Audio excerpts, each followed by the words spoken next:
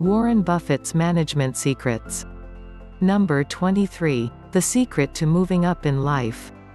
Pick out associates whose behavior is better than yours, and you'll drift in that direction. In our personal lives, we are who we hang out with.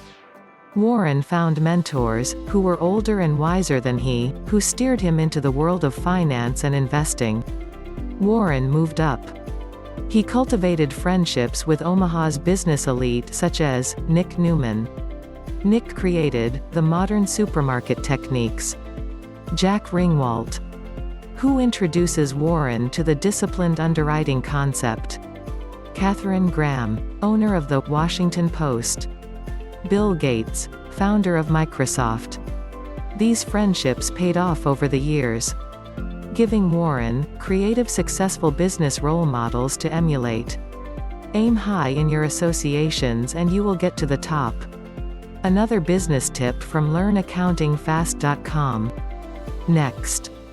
Manage you for inflation. You are your best asset.